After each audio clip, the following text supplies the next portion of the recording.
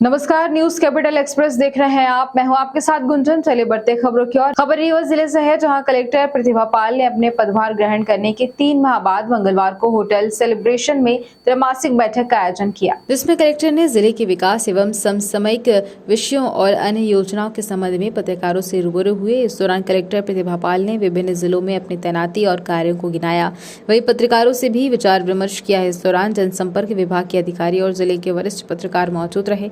आइए आपको सुनाते हैं आयोजित बैठक के दौरान कलेक्टर प्रतिभा पाल ने शासन प्रशासन की योजनाओं को बताते हुए क्या कहा और पत्रकारों ने क्या सुझाव दिए।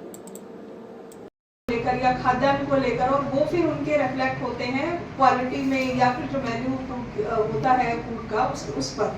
तो ये दोनों ही तरफ से है। जो सेवा प्रदाता है उनकी भी समस्याओं का समाधान होना चाहिए, नहीं तो एमडीएम समूह इतने सक्षम नहीं है कि वो अपनी तरफ से कोई भी संसाधन लगा करके मेन्यू अनुसार क्वालिटी अनुसार फूड दे सकें। तो ये दोनों चीज़ों पर हम लोग तैयारी कर रहे हैं। फूड को लेकर के जो खाद्यान्न आवंटन था वो जरूर हम लोगों ने देखा कि शुरू में रीवा में बहुत अधिक शिकायतें थी। जो अपना खाद्यान्न आवंटन है उसको लेकर के शिकायतें इस प्रकार की थी कि दुकानें खुलती नहीं है, या खाद्यान्न समय पे नहीं मिलता है, या खाद्यान्न की मात्रा का फर्क आता है। पात्रता पर्ची किसी 4 लोगों की बनी हुई है, परिवार में 6 लोग हैं, तो इन पर भी हम लोग काम कर रहे हैं। और पिछले लगभग 2-2.5 महीनों में ऐसे 24 जो सेल्समैन हैं उनके खिलाफ एफआईआर भी की गई है, जिन्होंने अपना विधि विरुद्ध तरीके से किसी को राशन दिया या फिर जिनको मिलना चाहिए था उनको नहीं मिला, कम दिया। इस तरीके के मसले जो आए हुए थे उन पर भी लगातार हम लोगों ने एफआईआर दर्ज करके कार्रवाई की है।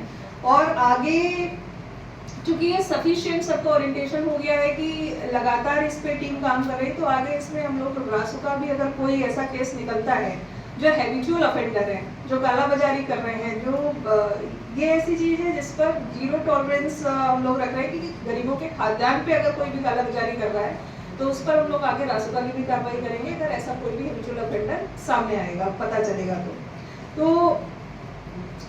मोटा मोटा इस तरीके से अभी जो प्लानिंग है वो चल रही है। जिले में इंफ्रास्ट्रक्चर के प्रोजेक्ट इस समय बहुत ज़्यादा चल रहे हैं, चाहे वो पीडब्ल्यूडी के हों, पीआईयू के बहुत सारे प्रोजेक्ट हैं, हाउसिंग बोर्ड बहुत सारे प्रोजेक्ट कर रहा है, पीडब्ल्यूडी के 300 करोड़ से अधिक के प्रोजेक्ट हैं, डब्ल्यूआरडी के मेजर प्रोजेक्ट्स हैं। तो इन प्रोजेक्ट्स में छोटे छोटे जो दिक्कतें आती हैं, चाहे वो भू अर्जन को लेकर के हैं, भूमि के आवंटन को लेकर के हैं, अलाइनमेंट फिक्स करने को लेकर के हैं, या मौके पर जब वेंडर काम करने जाते हैं तब उनको कोई दिक्कत होती है, तो कई बार प्रोजेक्ट डिलेड होते हैं।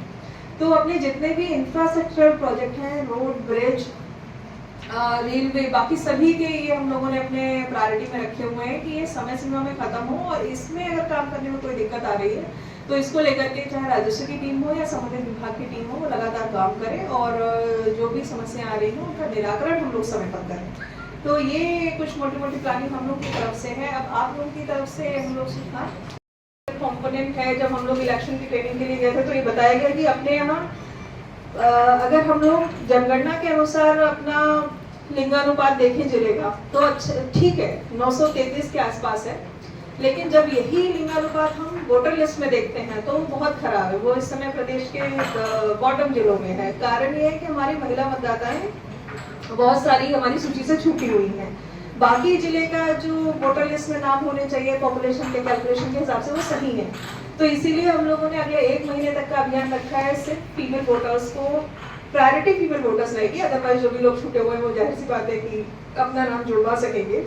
लेकिन जो प्रायोरिटी है वो आने वाले समय में अपनी सभी ऐसे छूटे हुए वोटर्स को अपनी वोटर लिस्ट में जोड़ने का है। अभी लगातार ये काम चल रहा है जो 4 अक्टूबर तक जारी रहेगा। अभी ड्राफ्ट पब्लिकेशन हुआ है, तो इसमें ऐसे मतदान केंद्रों का आइडेंटिफिकेशन किया गया है जिनमें आप लोग देखेंगे कि 1000 पे हमारे जो एवरेज है रीवा जिले का वो 888 महिलाएं हैं वोटर लिस्ट में, और होनी चाहिए 933। और कुछ ऐसे मतदान केंद्र भी हैं जहां ये संख्या 1000 पुरुषों पे 400 महिलाओं की है। तो ऐसे मतदान केंद्रों को चिन्हित करके हम लोगों ने यहाँ विशेष ड्राइव प्लान की हुई है। सभी जगह बीएलओस की मीटिंग हो गई है, तो बीएलओस आगे ऐसे लोगों को जाकर के घर घर जाकर के ये प्लानिंग करेंगे।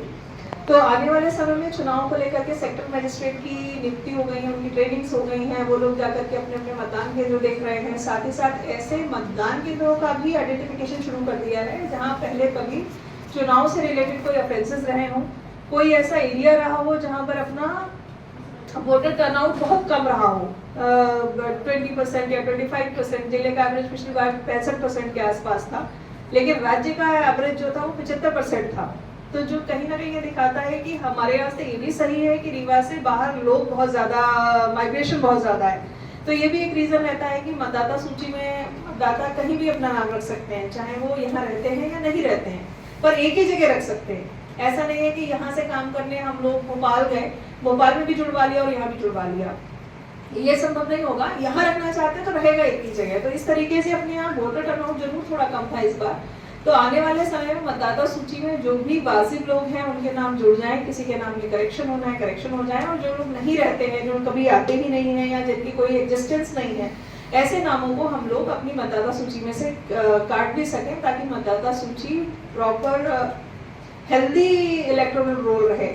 और मतदाता सूची, ईवीएम, मतदान केंद्र, ये 3 ऐसे कंपोनेंट होते हैं जो चुनाव के लिए सबसे इम्पोर्टेंट होते हैं। और ये अगर 3 चीजें भली प्रकार से रहें तो चुनाव अपने निष्पक्ष और स्वच्छ रहते हैं, फिर उसमें कोई दिक्कत किसी को भी नहीं आती, मतदाताओं को नहीं, किसी पॉलिटिकल पार्टीज को नहीं और प्रशासन को भी।